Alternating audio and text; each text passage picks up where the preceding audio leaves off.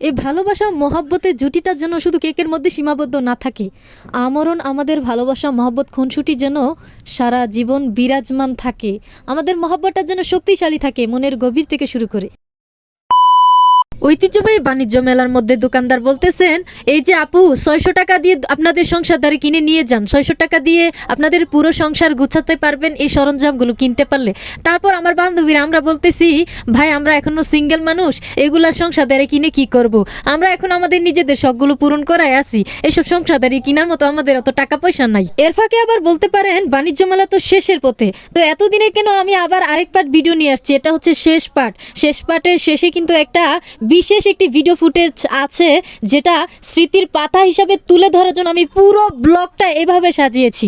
পুরো ব্লগটা কিন্তু দেখবেন। শেষে মজার একটা জিনিস আছে, আকর্ষণীয় একটা জিনিস আছে, যেটা আপনারা দেখলে বন্ধু বান্ধবীদের প্রতি একটা মহব্বত আর একটু ইন্সপায়ার তৈরি হবে।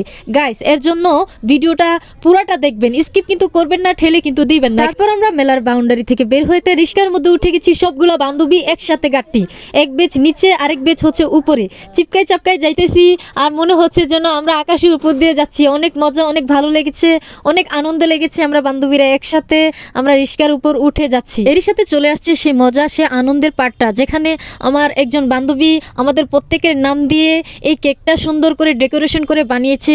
অনেক মজা হয়েছিল খেতে কেকটা, একদম কোন আইসক্রিমের মতো ফ্লেভার পেয়েছি। আপনারা কিন্তু এখানে দেখতেছেন যার যার নামের কেকটা চামচ দিয়ে কেটে মুখে নিচ্ছে এবং একটু দুষ্টুমি করতেছে। এর ফাঁকে খাওয়া দাওয়ার পার্ট শেষ করে সবাই যার যার বাড়িতে চলে যাচ্ছি মনের আনন্দে। তোদের কখনো ভুলবো না, বান্ধবীরা অনেক ভালোবাসি। প্রত্যেকটা আনন্দ, প্রত্যেকটা সফর, প্রত্যেকটা ঘোরার মুহূর্তে মুহূর্তে আমার বান্ধবীদেরকে সাথে নিয়ে সেটা উপভোগ করেছি।